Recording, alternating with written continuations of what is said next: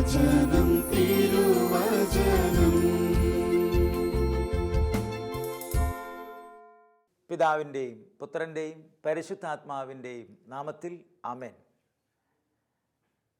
Shalom ടെലിവിഷനിലൂടെ തിരുവചനം ശ്രവിക്കുന്ന പ്രിയപ്പെട്ട ദൈവമക്കളെ, നിങ്ങളെല്ലാവരെയും ദൈവം സമൃദ്ധമായി അനുഗ്രഹിക്കട്ടെ എന്ന് ആത്മാർത്ഥമായി ഞാൻ പ്രാർത്ഥിക്കുന്നു. പ്രിയപ്പെട്ടവരെ, ഈശോ നമുക്ക് തരുന്ന ചില ഉപമകൾ നമ്മുടെ സ്വഭാവത്തെ തന്നെ രൂപപ്പെടുത്തുന്നതാണ്. നമ്മളൊരു സമൂഹത്തിൽ എങ്ങനെ പെരുമാറണം, ഒരു കല്യാണത്തിന് നമ്മളെ ക്ഷണിച്ചാൽ അവിടെ നമ്മൾ എങ്ങനെ പെരുമാറണം, ഒരു ഓഫീസിൽ നമ്മൾ എങ്ങനെ ആയിരിക്കണം, നമ്മളെ ഒരാൾ ക്ഷണിച്ചാൽ അവരോട് നമ്മൾ ഏത് നിലപാടാണ് സ്വീകരിക്കേണ്ടത്, അങ്ങനെ ഈ സമൂഹത്തിൽ വളരെ മാന്യമായി ജീവിക്കാൻ എന്ന് പറഞ്ഞാൽ മറ്റുള്ളവരുടെ മുമ്പിൽ കളിയാക്കപ്പെടാതെ അവഗണിക്കപ്പെടാതെ ജീവിക്കാനുള്ള ഒരു വഴി കർത്താവ് നമുക്ക് പറഞ്ഞു തരുന്നുണ്ട്. അന്തസ്സായി നമ്മൾ ഈ മണ്ണിൽ ജീവിക്കണം എന്ന് കർത്താവ് ആഗ്രഹിക്കുന്നുണ്ട്. നമ്മളൊക്കെ നാണം കെട്ട് പിന്മാറിപ്പോകരുത്. നാണം കെട്ട ജീവിതം നയിക്കേണ്ടവരല്ല നമ്മൾ. നല്ല ജീവിതം നയിക്കണം എന്ന് കർത്താവ് ആഗ്രഹിക്കുന്നു. നാണം കെടാതിരിക്കാൻ കർത്താവ് ഒരു കാര്യം നമ്മളോട് പറഞ്ഞു തരികയാണ്. അത് വിശുദ്ധ ലൂക്കായുടെ സുവിശേഷത്തിൻ്റെ 14-ാം അധ്യായം 7 മുതൽ 14 വരെയുള്ള തിരുവചന ഭാഗത്താണ്. ക്ഷണിക്കപ്പെട്ടവർ പ്രമുഖ സ്ഥാനങ്ങൾ തിരഞ്ഞെടുക്കുന്നത് കണ്ടപ്പോൾ അവൻ അവരോട് ഒരു ഉപമ പറഞ്ഞു. ഈശോ തൻ്റെ ശിഷ്യന്മാരെ ഓരോ സ്ഥലത്തേക്കും ഇങ്ങനെ കൊണ്ടുപോവുകയും ആ സ്ഥലവും സന്ദർഭവും സാഹചര്യമൊക്കെ അനുസരിച്ച് ശിഷ്യന്മാരെ പഠിപ്പിക്കുകയാണ്, അവരെ രൂപപ്പെടുത്തിയെടുക്കുകയാണ് കർത്താവ്. അപ്പോൾ ഈ യേശുവും ശിഷ്യന്മാരും ഈ കല്യാണത്തിന്, ഈ വിവാഹ വിരുന്നിന് ക്ഷണിക്കപ്പെട്ടിട്ടുണ്ട് എന്നതിന് സംശയമില്ല. അതുകൊണ്ടാണല്ലോ അങ്ങനെ ആ വചനഭാഗം തുടങ്ങുന്നത്. ക്ഷണിക്കപ്പെട്ടവർ പ്രമുഖ സ്ഥാനങ്ങൾ തിരഞ്ഞെടുക്കുന്നത് കണ്ടപ്പോൾ അവൻ അവരോട് ഒരു ഉപമ പറഞ്ഞു. ശിഷ്യന്മാരോട് പറയുകയാണ്, നിങ്ങൾ ഈ കാണിക്കുന്നത് പോലെയൊന്നും കാണിക്കരുത്, ഇതുപോലെയൊന്നും നിങ്ങൾ പെരുമാറരുത്, നിങ്ങൾ ഇങ്ങനെയൊന്നും ആയിരിക്കരുത് എന്ന് പറഞ്ഞു. തൻ്റെ ശിഷ്യന്മാരെങ്ങനെ ആയിരിക്കണം, തൻ്റെ കൂടെയുള്ളവർ എങ്ങനെ ആയിരിക്കണം എന്ന് ഈശോയ്ക്ക് നല്ല ഒരു കാഴ്ചപ്പാടുണ്ട്. അതുകൊണ്ട് ഈശോ ഇങ്ങനെ പറയുകയാണ്, ആരെങ്കിലും നിന്നെ ഒരു കല്യാണ വിരുന്നിന് ക്ഷണിച്ചാൽ പ്രമുഖ സ്ഥാനത്ത് കയറി ഇരിക്കരുത്. ഒരു കല്യാണത്തിന് നിങ്ങളെ വിളിച്ചു കഴിഞ്ഞാൽ ഏറ്റവും പ്രധാനപ്പെട്ട കസേരയിൽ പോയി ഇരിക്കരുത്. ഒരുപക്ഷെ നിന്നേക്കാൾ ബഹുമാന്യനായ ഒരാളെ അവൻ ക്ഷണിച്ചിട്ടുണ്ടായിരിക്കും. നിങ്ങളെ രണ്ടുപേരെയും ക്ഷണിച്ചവൻ വന്ന് ഇവന് സ്ഥലം കൊടുക്കുക എന്ന് നിന്നോട് പറയും. അപ്പോൾ നീ ലജ്ജിച്ച് അവസാനത്തെ സ്ഥാനത്ത് പോയിരിക്കും. അതുകൊണ്ട് നീ വിരുന്നിന് ക്ഷണിക്കപ്പെടുമ്പോൾ അവസാന സ്ഥാനത്ത് പോയി ഇരിക്കുക. ആതിഥേയൻ വന്ന് നിന്നോട് സ്നേഹിത മുന്നോട്ട് കയറിയിരിക്കുക എന്ന് പറയും. അപ്പോൾ നിന്നോടുകൂടെ ഭക്ഷണത്തിനിരിക്കുന്ന സകലരുടെയും മുമ്പാകെ നിനക്ക് മഹത്വമുണ്ടാകും. തന്നെ തന്നെ ഉയർത്തുന്നവൻ താഴ്ത്തപ്പെടും, തന്നെ തന്നെ താഴ്ത്തുന്നവൻ ഉയർത്തപ്പെടും. തന്നെ ക്ഷണിച്ചവനോട് അവൻ പറഞ്ഞു, നീ ഒരു സദ്യയോ അത്താഴ വിരുന്നോ കൊടുക്കുമ്പോൾ നിന്റെ സ്നേഹിതരെയോ സഹോദരരെയോ ബന്ധുക്കളെയോ ധനികരായ അയൽക്കാരെയോ വിളിക്കരുത്. ഒരു പക്ഷേ അവർ നിന്നെ പകരം ക്ഷണിക്കുകയും അത് നിനക്ക് പ്രതിഫലമാവുകയും ചെയ്യും. എന്നാൽ നീ സദ്യ നടത്തുമ്പോൾ ദരിദ്രർ, വികലാംഗർ, മുടന്തർ, കുരുടർ എന്തെന്നാൽ അവർ പകരം നൽകാൻ കഴിയാത്തവരാണ്, ഇങ്ങനെയുള്ളവരെയാണ് നീ ക്ഷണിക്കേണ്ടത്. അപ്പോൾ നീ ഭാഗ്യവാനായിരിക്കും. എന്തെന്നാൽ പകരം നൽകാൻ അവരുടെ പക്കൽ ഒന്നുമില്ല. നീതിമാന്മാരുടെ പുനരുത്ഥാനത്തിൽ നിനക്ക് പ്രതിഫലം ലഭിക്കും. പ്രിയപ്പെട്ട ദൈവമക്കളെ, ശിഷ്യന്മാർക്ക് ഒരു ഉപമ നൽകുകയും അല്ലെങ്കിൽ ഒരു സന്ദേശം നൽകുകയും അതോടൊപ്പം തന്നെ യേശുവിനെയും ശിഷ്യന്മാരെയും സദ്യയ്ക്ക് വിളിച്ച അയാൾക്കും കർത്താവ് ഒരു സന്ദേശം നൽകുകയാണ്. രണ്ടു കൂട്ടരെയും ഒരു കാര്യം കർത്താവ് പഠിപ്പിക്കുകയാണ്. നിങ്ങളൊരു സദ്യയ്ക്ക് ചെല്ലുമ്പോൾ പ്രഥമ സ്ഥാനത്ത് കയറി ഇരിക്കരുത്. ഞാൻ ഓർക്കുകയാണ്, 32 വർഷം മുമ്പ് എൻ്റെ ആത്മീയ പിതാവിനോട് ചേർന്ന് ഒരു കൺവെൻഷന് പ്രസംഗിക്കാൻ വേണ്ടി പോവുകയാണ്. അങ്ങനെ ആ കൺവെൻഷന് ചെന്നപ്പോൾ ഞങ്ങൾക്ക് ആ ഇടവകയിൽ, ആ പള്ളിയിൽ ഭക്ഷണത്തിന് വേണ്ടി ഞങ്ങളെ ക്ഷണിച്ചിരിക്കുകയാണ്. വികാരിയച്ഛൻ്റെ ഊട്ടുമുറിയാണ്. ഞങ്ങൾക്കെല്ലാവർക്കും ഇരിക്കാനുള്ള സ്ഥലമുണ്ട്. ഞാൻ മറ്റുള്ളവർ കൈ കഴുകട്ടെ എന്ന് കരുതി അവർക്ക് അവസരം കൊടുത്ത് ഒടുവിൽ കൈ കഴുകി ഞാൻ വന്നു കഴിഞ്ഞപ്പോൾ വികാരിയച്ഛൻ്റെ കസേര മാത്രമേ അവിടെ ഒഴിവായി കിടപ്പുള്ളൂ. അപ്പോൾ എനിക്കറിയാൻ പാടില്ല അത് വികാരിയച്ഛൻ്റെ കസേരയാണെന്ന്. ഒരു ഗ്രാമപ്രദേശത്ത് ജനിച്ചു വളർന്ന, ഒരു പാവപ്പെട്ട കുടുംബത്തിൽ ജനിച്ചു വളർന്ന, ഒരു പാവപ്പെട്ട തൊഴിലാളിയുടെ മകനായി വളർന്ന എനിക്ക് ആളുകളുടെ ഇടയിൽ വന്ന് ഇങ്ങനെ ഭക്ഷണത്തിനിരിക്കേണ്ട ഒരവസ്ഥ ഉണ്ടാകുമെന്ന് ഞാൻ ചിന്തിച്ചിട്ട് പോലുമില്ല. അതുകൊണ്ട് വികാരിയച്ഛൻ്റെ കസേരയിൽ കയറി ഞാനിരുന്നു. ഒഴിവുള്ള കസേരയിൽ ഇരിക്കുക എന്ന് മാത്രമേ ഞാൻ ചിന്തിച്ചുള്ളൂ. അപ്പോൾ എൻ്റെ ആത്മീയ പിതാവ് പതിയെ കൈകൊണ്ട് കാണിച്ചു അപ്പുറത്തെ കസേരയിലേക്ക് മാറിയിരിക്കാൻ. വാക്ക് ഉപയോഗിച്ചില്ല, കൈകൊണ്ട് ഒരു വിരൽ കൊണ്ടൊരു ചലനം മാത്രം. എനിക്കത് പെട്ടെന്ന് മനസ്സിലായി. ഞാൻ അപ്പുറത്തുള്ള ഒരു കസേര വലിച്ചിട്ട് അങ്ങേ സൈഡിൽ ഇരിക്കാൻ തയ്യാറായി. അതെനിക്കൊരു പാഠം നൽകുകയായിരുന്നു. വാസ്തവത്തിൽ എൻ്റെ ആത്മീയ പിതാവ് എന്നെ വളർത്തുന്ന പടിയായിരുന്നു അത്. ഞാൻ എങ്ങനെ ഭക്ഷണം കഴിക്കണം, ഞാൻ എങ്ങനെ ആളുകളോട് ഇടപെടണം, ഞാൻ എങ്ങനെ വൈദികരോട് ഇടപെടണം, ഞാൻ എങ്ങനെ സന്യസ്തരോട് ഇടപെടണം, ഞാൻ എങ്ങനെയാണ് ശുശ്രൂഷ ചെയ്യേണ്ടത്, ഞാൻ എങ്ങനെ മുന്നോട്ട് പോകണം, ഇതെല്ലാം വ്യക്തമായി എൻ്റെ ആത്മീയ പിതാവ് എന്നെ പഠിപ്പിച്ചു. അങ്ങനെ മുന്നോട്ട് പോയി. വാസ്തവത്തിൽ ഇന്ന് അവഗണിക്കപ്പെടാതെ ഇരിക്കുന്നുവെങ്കിൽ, ഇന്ന് അനേകം വൈദികരോട് നല്ല ഒരു ബന്ധം സ്ഥാപിക്കാൻ എനിക്ക് കഴിയുന്നുവെങ്കിൽ, അനേകം വൈദികർ നല്ല ഒരു ബന്ധത്തിൽ ശുശ്രൂഷ ചെയ്ത് മുന്നോട്ട് പോകാൻ എനിക്ക് സാധിക്കുന്നുവെങ്കിൽ അതിൻ്റെ പിന്നിലെ കാരണം ഒന്ന് മാത്രമാണ്. എനിക്ക് ലഭിച്ച ഒരു ട്രെയിനിങ്ങാണ്, ചെറുപ്പത്തിൽ കിട്ടിയ ഒരു പരിശീലനമാണ്. ആ പരിശീലനത്താലാണ് എനിക്ക് മുന്നോട്ട് പോകാൻ എളുപ്പമായി തീരുന്നത്. മാത്രമല്ല പ്രിയപ്പെട്ട ദൈവമക്കളെ, നമ്മൾ ഒരു സദ്യയിലേക്കോ ഒരു പ്രധാനപ്പെട്ട വേദിയിലേക്കോ കടന്നു വരുമ്പോൾ ഏറ്റവും പിറകിലാണ് നമ്മൾ ഇരിക്കുന്നത് എന്ന് കരുതുക. അല്ലെങ്കിൽ ഏറ്റവും പ്രമുഖ സ്ഥാനം തിരഞ്ഞെടുക്കാതെ മാറി നിൽക്കുന്ന ഒരന്തരീക്ഷം. ഒത്തിരി മാറരുത്, അത് പിന്തള്ളപ്പെടുമെന്ന് പ്രഭാഷകൻ്റെ പുസ്തകത്തിൽ നാം വായിക്കുന്നുണ്ട്. പിന്മാറരുത്, നീ തള്ളപ്പെടും. അതുകൊണ്ട് ഒരു നിശ്ചിത ഒരകലമൊക്കെ കീപ്പ് ചെയ്യേണ്ടത് വളരെ പ്രധാനപ്പെട്ട കാര്യമാണ്. അങ്ങനെ ആയിരിക്കുമ്പോൾ നമ്മളെ ഏറ്റവും മുമ്പിലേക്ക് വിളിച്ച് ഇരുത്തുന്ന അനുഭവങ്ങൾ, എൻ്റെ ജീവിതത്തിൽ അങ്ങനെ ധാരാളം അനുഭവങ്ങൾ ഉണ്ടായിട്ടുണ്ട്. മാറി നിൽക്കുമ്പോൾ വിളിച്ചു കയറ്റി അടുത്തുകൊണ്ട് ഇരുത്തുന്ന രീതികൾ. അപ്പോൾ പ്രിയപ്പെട്ട ദൈവമക്കളെ, ദൈവം നമ്മളെ വിളിച്ചിരിക്കുന്നത് ഒരു നല്ല ജീവിതം കാഴ്ചവെക്കാനാണ്. മറ്റുള്ളവർക്ക് അസ്വസ്ഥതയുണ്ടാകാവുന്ന വിധത്തിൽ നമ്മൾ ജീവിക്കരുത്. ചില ആളുകൾ കല്യാണത്തിനും മറ്റുമൊക്കെ വരുമ്പോൾ ചിലരൽപ്പം കുടിച്ചിട്ടുണ്ടാവാം, അവരവിടെ കിടന്ന് ബഹളമുണ്ടാക്കുകയാണ്, പ്രശ്നമുണ്ടാക്കുകയാണ്. എല്ലാ കാര്യത്തിലും ഇടപെട്ട് അവിടെ ഒരു പ്രശ്നമുണ്ടാക്കുന്ന വ്യക്തികളെ നമുക്ക് കാണാനായിട്ട് പറ്റും. എന്നാൽ പ്രിയപ്പെട്ട ദൈവമക്കളെ, കർത്താവ് പറയുകയാണ്, നിങ്ങളെ ക്ഷണിച്ചവൻ വന്ന് നിങ്ങളെ ഏറ്റവും മുൻനിരയിൽ കൊണ്ടുവന്നിരുത്തുമ്പോൾ അവിടെ കൂടിയിരിക്കുന്ന ആളുകൾക്കൊക്കെ മനസ്സിലാകും ഈ വ്യക്തി ഒരു പ്രധാനപ്പെട്ടയാളാണ്, ഈ വിളിച്ച വ്യക്തിയുടെ ഏറ്റവും അടുത്ത ആളാണ് എന്ന് മനസ്സിലാക്കാനായിട്ട് പറ്റും. അപ്പോൾ പ്രിയപ്പെട്ട ദൈവമക്കളെ, വീണ്ടും കർത്താവ് ആ കല്യാണത്തിന് ക്ഷണിച്ച വ്യക്തിയോടായിട്ട് ഒരു കാര്യം പറഞ്ഞു. നിങ്ങൾ സദ്യ നടത്തുമ്പോൾ നിങ്ങളുടെ അയൽവക്കത്തുള്ള സമ്പന്നരെ മാത്രം നിങ്ങൾ വിളിച്ചാൽ പോരാ, തിരിച്ചു തരാൻ ശേഷിയുള്ളവരെ മാത്രം വിളിച്ചാൽ പോരാ. നമ്മൾ അവരെ വിളിക്കുമ്പോൾ അവർക്ക് വീണ്ടും നമ്മളെ വിളിച്ച് നമുക്കൊരു സദ്യ തന്ന് ആ കടം വീട്ടുന്ന ആളുകളെ വിളിക്കുന്നത് നല്ലതാണ്. പക്ഷേ ചെയ്യേണ്ട മറ്റൊരു കാര്യവും കൂടി ഉണ്ട് എന്ന് കർത്താവ് ഇങ്ങനെ പറഞ്ഞു. നീ ഒരു സദ്യ നടത്തുമ്പോൾ കുരുടര്, മുടന്തര്, വികലാംഗര്, അന്ധര് അവരെ ക്ഷണിക്കണം, അവർക്ക് ആഹാരം കൊടുക്കണം. അവരൊരിക്കലും നിനക്ക് തിരിച്ച് നീ ചെയ്യുന്നതുപോലെ ഒരു സദ്യ ഉണ്ടാക്കിത്തരാൻ അവർക്ക് ശേഷിയില്ല, അതിനുള്ള കഴിവ് അവർക്കില്ല.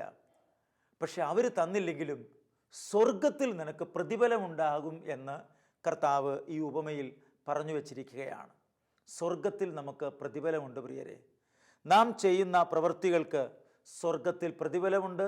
അതിന് യാതൊരു സംശയവും വേണ്ട. ദൈവം നമുക്ക് പ്രതിഫലം നൽകുക തന്നെ ചെയ്യും. ഈ വചനഭാഗം എൻ്റെ കല്യാണത്തിന് മുമ്പ് ധാരാളം ഞാൻ വ്യാഖ്യാനിച്ചിട്ടുണ്ട്. അതുകൊണ്ട് ഞാനിങ്ങനെ ആഗ്രഹിച്ചു, എൻ്റെ കല്യാണത്തിന് ഭിക്ഷാടകരായിട്ടുള്ള കുറച്ച് ആളുകളെ വിളിക്കണമെന്ന്. അങ്ങനെ 36 പേരെ ഞാൻ ക്ഷണിച്ചു. എൻ്റെ അമ്മാവൻ അവരെയെല്ലാം കുളിപ്പിച്ച് റെഡിയാക്കി. എൻ്റെ അമ്മാവൻ കുറ്റിക്കലച്ചൻ്റെ ടീമിൽ ശുശ്രൂഷ ചെയ്യുന്ന ആളാണ്. അപ്പോൾ അങ്ങനെ വിളിച്ച് അവരെയെല്ലാം കുളിപ്പിച്ച് റെഡിയാക്കി ആഘോഷമായി അവർ ആ സദ്യയിൽ പങ്കെടുക്കാനായിട്ട് വരികയാണ്. അവർക്ക് നല്ല വേഷങ്ങളൊക്കെ ഉണ്ട്. ആ നല്ല വേഷങ്ങളൊക്കെ ധരിച്ച് അവർ വന്ന് ആ സദ്യയിൽ പങ്കെടുത്തു. വടികുത്തി വന്നവരുണ്ട്, നടക്കാൻ ബുദ്ധിമുട്ടുള്ളവരുണ്ട്, ക്ഷണിക്കപ്പെട്ട പ്രമുഖരായിട്ടുള്ള ധാരാളം വ്യക്തികളുണ്ട്. അവരുടെ എല്ലാം ഇടയിലിരുന്ന് ഈ ഭിക്ഷക്കാരായ മക്കളും ഭക്ഷണം കഴിച്ചിട്ട് കടന്നുപോയി. അവർ ഭിക്ഷക്കാരാണെന്ന് ആർക്കും മനസ്സിലായില്ല. അവരെ മാറ്റി നിർത്താനായിട്ട് ആർക്കും കഴിഞ്ഞില്ല. പ്രിയപ്പെട്ട ദൈവമക്കളെ, അവരൊരിക്കലും തിരിച്ചു തരുന്നവരല്ല. ഞാൻ അവരെ പലരെയും പിന്നെ കണ്ടിട്ട് പോലുമില്ല. അവരെ ഇനി കാണാൻ പറ്റുമോയെന്നും എനിക്കറിയാൻ പാടില്ല. പ്രിയപ്പെട്ട ദൈവമക്കളെ, ഞാൻ പറയുന്ന കാര്യം തിരിച്ചു തരും എന്ന് കരുതി ആർക്കും വേണ്ടി നാം ഒന്നും ചെയ്യരുത്. ഈശോ തന്നെ പറയുന്നുണ്ട്, നിങ്ങൾ വായ്പ കൊടുക്കുമ്പോൾ പോലും തിരിച്ചു കിട്ടുമെന്ന് കരുതി അങ്ങനെ ചെയ്യരുത്. പാപികളും തിരിച്ചു കിട്ടുമെന്ന് കരുതി പാപികൾക്ക് വായ്പ കൊടുക്കുന്നുണ്ടല്ലോ എന്ന്. അതുകൊണ്ട് തിരിച്ചു കിട്ടും എന്ന് കരുതി യാതൊന്നും നാം ചെയ്യരുത്. അങ്ങനെ തിരിച്ചു തരാത്ത വ്യക്തികളാണ് എങ്കിൽ അവർ പ്രതിഫലം തന്നില്ലെങ്കിലും സ്വർഗത്തിൽ നിന്ന് നമുക്ക് പ്രതിഫലം കിട്ടും എന്നതിന് യാതൊരു സംശയവുമില്ല. സുഭാഷിതം 25:6-7 നമ്മളിങ്ങനെ വായിക്കും, രാജസന്നിധിയിൽ മുൻനിരയിൽ കയറി നിൽക്കുകയോ സമുന്നതരോടൊപ്പം സ്ഥാനം പിടിക്കുകയോ അരുത്. എന്തെന്നാൽ രാജസന്നിധിയിൽ വെച്ച് പിറകോട്ട് മാറ്റി നിർത്തപ്പെടുന്നതിനേക്കാൾ അഭികാമ്യം മുൻപോട്ട് കയറി വരിക എന്ന് ക്ഷണിക്കപ്പെടുന്നതാണ്. അപ്പോൾ അതുകൊണ്ട് പ്രിയപ്പെട്ട ദൈവമക്കളെ, രാജസന്നിധിയിൽ മുൻനിരയിൽ കയറി നിൽക്കുകയോ സമുന്നതരോടൊപ്പം സ്ഥാനം പിടിക്കുകയോ അരുത്. ഞാൻ അവരുടെ ഇടയിൽ പോയി ഇരുന്നതുകൊണ്ട് എൻ്റെ സ്ഥാനം വർദ്ധിക്കും എന്ന് ആരും കരുതരുത്. ഓരോരുത്തർക്കും ഓരോ സ്ഥലങ്ങൾ ദൈവം നിശ്ചയിച്ചിട്ടുണ്ട്. ആ സ്ഥലത്ത് ഇരിക്കുമ്പോൾ അവിടുന്ന് ദൈവം ഉയർത്തുകയാണ്. തന്നെ തന്നെ താഴ്ത്തുന്നവൻ ഉയർത്തപ്പെടും. തന്നെ തന്നെ താഴ്ത്തുന്നവൻ ഉയർത്തപ്പെടും. തന്നെ തന്നെ ഉയർത്തുന്നവൻ താഴ്ത്തപ്പെടും. അപ്പോൾ തന്നെ തന്നെ ആര് ഉയർത്തുന്നോ അവന് താഴ്ച ഉറപ്പാണ്. ആര് തന്നെ തന്നെ താഴ്ത്തുന്നോ അവനെ ദൈവം ഉയർത്തും. പരിശുദ്ധ അമ്മയെക്കുറിച്ച് പറയുന്നത് അവിടുന്ന് തൻ്റെ ദാസിയുടെ താഴ്മയെ കടാക്ഷിച്ചു എന്നാണ്. അതുകൊണ്ട് പ്രിയപ്പെട്ട ദൈവമക്കളെ, ഈ തിരുവചനം ശ്രവിക്കുന്ന അവസരത്തിൽ നാം ശ്രദ്ധിക്കേണ്ട വളരെ പ്രധാനപ്പെട്ട ഒരു മേഖല കർത്താവ് നമ്മോട് പറയുകയാണ്. നമ്മൾ ഈ ലോകത്തിൽ ജീവിക്കുന്ന അവസരത്തിൽ പേരും പ്രശസ്തിക്കും വേണ്ടി യാതൊന്നും ചെയ്യരുത്. പേരും പ്രശസ്തിയൊക്കെ നമ്മുടെ പിന്നാലെ വരും. നമ്മുടെ മുമ്പിൽ പേരും പ്രശസ്തിയും ഉണ്ട് എന്ന് കണ്ട് അതിൻ്റെ പിന്നാലെ ഓടിയാൽ നമുക്ക് തകർച്ചയുണ്ടാവും. നാം ക്രിസ്തുവിൻ്റെ സ്നേഹം സ്വന്തമാക്കി മുന്നോട്ട് പൊക്കോളൂ. പേരും പ്രശസ്തിയൊക്കെ നമ്മുടെ പിറകെ വന്നുകൊള്ളും. അത് പിറകെ വന്ന് നമ്മളെ നയിച്ചുകൊള്ളും. പ്രിയപ്പെട്ട ദൈവമക്കളെ, അതിനുവേണ്ടി നമ്മൾ ഓടരുത്. ഒരു പേരിന് വേണ്ടി, പ്രശസ്തിക്ക് വേണ്ടി, കയ്യടിക്ക് വേണ്ടി, ആളുകളെ തന്നെ ബഹുമാനിക്കണം, അതിനുവേണ്ടി നാം ഒന്നും ചെയ്യരുത്. അങ്ങനെ ചെയ്യരുതെന്ന് കർത്താവ് നമ്മളെ പഠിപ്പിക്കുകയാണ്. അതുകൊണ്ട് എളിമയാണ് നമ്മൾ അഭ്യസിക്കേണ്ടത്. ഈശോ നമുക്ക് കാണിച്ചു തന്നതും അതുതന്നെയാണ്. ഫിലിപ്പിയർക്ക് എഴുതിയ ലേഖനത്തിന് 2-ാം അധ്യായം 6-ാം വാക്യത്തിൽ നമ്മളിങ്ങനെ വായിക്കും, ദൈവത്തിൻ്റെ രൂപത്തിലായിരുന്നുവെങ്കിലും അവൻ ദൈവവുമായുള്ള സമാനത നിലനിർത്തേണ്ട ഒരു കാര്യമായി പരിഗണിച്ചില്ല. തന്നെ തന്നെ ശൂന്യനാക്കിക്കൊണ്ട് ദാസന്റെ രൂപം സ്വീകരിച്ച് മനുഷ്യരുടെ സാദൃശ്യത്തിൽ ആയിത്തീർന്നു. കുരിശു മരണം വരെ അവൻ തന്നെ തന്നെ താഴ്ത്തി. ഒരു സ്ഥലത്ത് ഒരു രൂപതയിൽ രൂപതയിലുള്ള കുറേ ദമ്പതികൾ ഒരുമിച്ച് കൂടിയിരിക്കുന്നു. അവർക്ക് വേണ്ടി ക്ലാസ് എടുക്കാൻ വേണ്ടി എന്നെയും എൻ്റെ ഭാര്യയെയും ക്ഷണിച്ചതാണ്. ഞങ്ങളങ്ങനെ ക്ലാസ് എടുത്ത് തുടങ്ങുന്നതിന് മുമ്പ് സംഘാടകരിൽ ഒരാൾ വന്നിട്ട് ഇങ്ങനെ പറഞ്ഞു, ബിഷപ്പ് ഇടയ്ക്ക് വരും. ബിഷപ്പ് വരുമ്പോൾ പ്രസംഗം നിർത്തിയാൽ മതി. ബിഷപ്പ് വരുന്നോടം വരെയും പ്രസംഗം തുടർന്നോളൂ. അതുകൊണ്ട് ബിഷപ്പ് പറഞ്ഞിട്ടുണ്ട്, ഞാൻ അങ്ങോട്ട് വന്നോളാം, പ്രസംഗം നടന്നോട്ടെ എന്നാണ് പറഞ്ഞിരിക്കുന്നത്. അങ്ങനെ ഞാൻ ക്ലാസ് ആരംഭിച്ചു. ഞാനിങ്ങനെ പിതാവിനെ കാത്തിരിക്കുകയാണ്. പ്രസംഗത്തിൻ്റെ ഇടയിലും പിതാവിൻ്റെ വണ്ടി വന്ന് ആ സ്കൂളിൻ്റെ മുമ്പിൽ വന്ന് നിൽക്കുന്നുണ്ടോ എന്ന് ഞാൻ ശ്രദ്ധിക്കുന്നുണ്ട്. പ്രസംഗം ഞാൻ മുന്നോട്ട് കൊണ്ടുപോവുകയാണ്. അപ്പോൾ സംഘാടകരിൽ ഒരാൾ വന്നിട്ട് ഇങ്ങനെ പറഞ്ഞു, പിതാവ് വന്നിട്ടുണ്ട്, ബിഷപ്പ് വന്നിട്ടുണ്ട്. ഞാൻ വണ്ടി കണ്ടില്ല, കാറ് കണ്ടില്ല, വാൻഡിമേളം കണ്ടില്ല, ഒന്നും കാണുന്നില്ല. പിതാവ് വന്ന് എപ്പോഴാണ് വന്നത് എന്നുള്ള ചിന്ത എൻ്റെ ഉള്ളിലുണ്ടായി. ആ പിതാവ് ആ സൈഡിലൂടെ നടന്ന് സ്റ്റേജിലേക്ക് കയറി വന്നു. പിതാവ് വന്നതോ ഒരു സ്കൂട്ടറിൻ്റെ പുറകിലിരുന്ന്. കേരളത്തിലൊരു പിതാവ് അങ്ങനെ സ്കൂട്ടറിൻ്റെ പിറകിലിരുന്ന് വരുന്നത് കാണുകയാണ് ഞാൻ. പ്രിയപ്പെട്ട ദൈവമക്കളെ, തന്നെ ശൂന്യനാക്കുന്ന ക്രിസ്തുവിൻ്റെ ഒരു മനസ്സ്, ക്രിസ്തുവിൻ്റെ ഒരു മനോഭാവം, തീർച്ചയായിട്ടും ആഘോഷമായി പിതാവ് വരുന്നത് നല്ലതാണ്. കാരണം ക്രിസ്തുവിൻ്റെ പ്രതിപുരുഷനാണ്. എത്രമാത്രം ഞാൻ ആ വ്യക്തിയെ ബഹുമാനിക്കാൻ തയ്യാറാകുന്നു അത്രമാത്രം എൻ്റെ ഉള്ള് വളരുകയാണ്. തീർച്ചയായിട്ടും നമ്മൾ ഒരച്ഛനെ കാണുമ്പോൾ ഈശോ മിശിഹായ്ക്കും സ്തുതിയായിരിക്കട്ടെ എന്ന് പറയുമ്പോൾ, പിതാവിനെ നമ്മൾ ബഹുമാനിക്കുമ്പോൾ വാസ്തവത്തിൽ ആ ബഹുമാനമൊന്നും പിതാവിലേക്കോ ആ അച്ഛനിലേക്കോ ഒന്നുമല്ല ചെല്ലുന്നത്. അതെവിടേക്കാണ് ചെല്ലുന്നത്? ദൈവത്തിലേക്കാണ് അത് ചെല്ലുന്നത്. മാത്രമല്ല, അച്ഛാ ഈശോ മിശിഹായ്ക്ക് സ്തുതിയായിരിക്കട്ടെ എന്ന് ഞാൻ പറയുമ്പോൾ എൻ്റെ ഉള്ളിൽ ദൈവത്തിൻ്റെ വചനം നിറഞ്ഞു നിൽക്കുന്നു എന്നാണ് അതിൻ്റെ അർത്ഥം. ദൈവത്തിൻ്റെ വചനം നിറഞ്ഞിട്ടുള്ള ഒരു വ്യക്തിക്ക് മാത്രമാണ് ഒരു വൈദികനെയോ പിതാവിനെയോ കന്യാസ്ത്രീയോ ഒക്കെ ബഹുമാനിക്കാനായിട്ട് പറ്റുകയുള്ളൂ. ദൈവവചനം നമ്മുടെ ഉള്ളിൽ നിന്ന് താഴെ പോയിട്ടുണ്ട് എങ്കിൽ ഒരിക്കലും നമുക്ക് ആരെയും ബഹുമാനിക്കാൻ പറ്റുകയില്ല. ദൈവവുമായിട്ടുള്ള സമാനത നിലനിർത്തേണ്ട കാര്യമായി പരിഗണിക്കാതെ ദാസൻ്റെ രൂപം സ്വീകരിച്ച് താഴേക്ക് ഇറങ്ങി വന്നുവെങ്കിൽ ക്രിസ്തു നമ്മളെ പഠിപ്പിക്കുന്നതും താഴേക്ക് ഇറങ്ങി വരുന്ന ഒരു മനസ്സാണ് നമ്മളിൽ നിന്ന് കർത്താവ് പ്രതീക്ഷിക്കുന്നത്. നമ്മളിൽ നിന്ന് ദൈവം പ്രതീക്ഷിക്കുന്ന കാര്യം അതുതന്നെയാണ്. പ്രിയപ്പെട്ട ദൈവമക്കളെ, ഇന്ത്യയുടെ മുൻ പ്രസിഡൻ്റായിരുന്ന അബ്ദുൽ കലാം ജിയെക്കുറിച്ചുള്ള ഒരു വീഡിയോ ക്ലിപ്സ് ഞാൻ കാണാൻ ഇടയായി. ഒരു വലിയ മീറ്റിംഗ് നടക്കുകയാണ്. പ്രമുഖരായിട്ടുള്ള ധാരാളം വ്യക്തികൾ ആ വേദിയിലുണ്ട്. പ്രസിഡന്റിന് ഇരിക്കുന്നതിന് വേണ്ടി പ്രധാന ഇരിപ്പിടം ക്രമപ്പെടുത്തിയിരിക്കുകയാണ്. ഒരു വലിയ കസേര, ഒരു വലിയ ചെയർ. ബാക്കി ചെയറുകളെല്ലാം ചെറുതാണ്. അദ്ദേഹം വന്നിട്ട് അദ്ദേഹത്തിന് ഇരിക്കാൻ കൊടുത്ത ആ വലിയ ചെയർ അവിടെ ഉണ്ടായിരുന്ന രണ്ടുപേരെ കൂട്ടി അങ്ങ് മാറ്റി ഇടാനായിട്ട് പറഞ്ഞു. അതങ്ങ് മാറ്റിയിട്ട് അവിടെ ഇട്ടിരുന്ന ചെയറുകളെ ചേർത്തിട്ടു. അതിലൊരു ചെയറിലേക്ക് അദ്ദേഹം കയറിയിരുന്നു. തന്നെ പ്രധാനപ്പെട്ട ആളാക്കി ആ ജനം അംഗീകരിക്കുമ്പോഴും ഒരു വലിയ ചെയറിൽ ഇരുന്നു കൊണ്ടല്ല താൻ ആളായി തീരുന്നത് എന്ന് ജനത്തിന് വെളിപ്പെടുത്തി കൊടുക്കുകയാണ്. തന്നെ ശൂന്യനാക്കാൻ തയ്യാറാവുകയാണ്. പ്രിയപ്പെട്ട ദൈവമക്കളെ, വലിയ വലിയ ആളുകൾ ചെയ്യുന്ന ഈ മാതൃകകൾ അനേകർ അനുകരിക്കാൻ തയ്യാറാകുന്നു. അങ്ങനെയെങ്കിൽ ദൈവം നമുക്ക് നൽകിയിരിക്കുന്ന ഈ മാതൃക നമ്മൾ അനുകരിക്കേണ്ടതല്ലേ?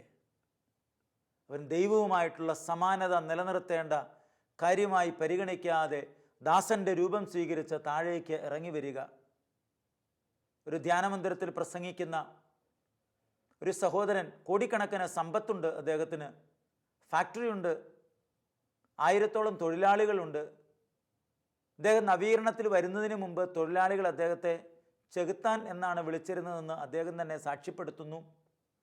ഈശോയെ അറിഞ്ഞതിന് ശേഷം വില കൂടിയ ഡ്രസ്സുകളൊക്കെ അദ്ദേഹം ബോധപൂർവം അങ്ങ് ഒഴിവാക്കി. സ്വർണ്ണ വാച്ച് ഒഴിവാക്കി. വാച്ചിന് തന്നെ 25 ലക്ഷം രൂപ വിലയുള്ള വാച്ചാണ് അദ്ദേഹം കയ്യിൽ കെട്ടിയിരുന്നത്. 10-15 പവൻ വരുന്ന മാലയാണ് കഴുത്തിലിട്ടിരുന്നത്. വില കൂടിയ ചെരുപ്പ്. അദ്ദേഹത്തിൻ്റെ പാൻറ്റിന് 1 മീറ്റർ തുണിക്ക് 9,000-10,000 രൂപ വില വരുന്ന പാൻറ്റ്. അങ്ങനെ നല്ല വില കൂടിയ ഡ്രസ്സാണ് അദ്ദേഹം ധരിച്ചിരുന്നത്. നല്ല വസ്ത്രങ്ങളാണ് ധരിച്ചിരുന്നത്. എന്നാൽ ഈശോയെ അറിഞ്ഞു കഴിഞ്ഞപ്പോൾ അദ്ദേഹം അതെല്ലാം വേണ്ടായെന്ന് വെച്ചു. ഈശോയെ അറിഞ്ഞാൽ വില കൂടിയ വസ്ത്രം ധരിക്കാൻ പാടില്ല എന്നാണോ എന്ന് നിങ്ങൾക്ക് വേണേൽ എന്നോട് ചോദിക്കാം. 1000-ഓളം ജോലിക്കാരുടെ നടുവിൽ ഇദ്ദേഹം ഈ പ്രവൃത്തി ചെയ്തപ്പോൾ ഇദ്ദേഹത്തിൻ്റെ ഉള്ളിൽ ദൈവമാണെന്ന് ജനം പറയാൻ ഇടയായി. അതായത് ആ ജോലിക്കാർ മാത്രമല്ല, ആ പാവപ്പെട്ട മനുഷ്യരുടെ ആരെങ്കിലും മരിച്ചാൽ ഇദ്ദേഹം മാനേജരെ വിട്ട് കാര്യങ്ങൾ ചെയ്യുകയല്ലാതെ ഇങ്ങേറ് പോകാറില്ല. യേശുവിനെ അറിഞ്ഞതിന് ശേഷം അദ്ദേഹം തന്നെ പോവും. പാവപ്പെട്ട മനുഷ്യരുടെ വീട്ടിൽ ചെല്ലും. ചില കുടിലുകളിൽ പോയിരിക്കും. അവരുടെ മുതലാളി ആ വീട്ടിലേക്ക് വരുന്നത് ദൈവം വീട്ടിൽ വരുന്നത് പോലെയാണ് അവർ കാണുന്നത്.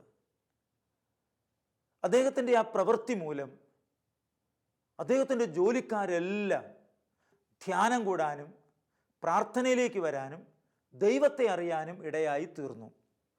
പ്രിയപ്പെട്ട ദൈവമക്കളെ, ഫിലിപ്പിയർക്ക് എഴുതിയ ലേഖനത്തിൻ്റെ 2:3 പറയുകയാണ്, മാത്സര്യമോ വ്യർത്ഥ അഭിമാനമോ മൂലം നിങ്ങളൊന്നും ചെയ്യരുത്, മറിച്ച് ഓരോരുത്തരും താഴ്മയോടെ മറ്റുള്ളവരെ തങ്ങളെക്കാൾ ശ്രേഷ്ഠരായി പരിഗണിക്കണം. പാവപ്പെട്ട മനുഷ്യരെ തന്നേക്കാൾ ശ്രേഷ്ഠരായി കരുതണമെങ്കിൽ അവരിൽ ക്രിസ്തുവിനെ ദർശിക്കണം. അല്ലാതെ ഒരിക്കലും സാധിക്കുകയില്ല.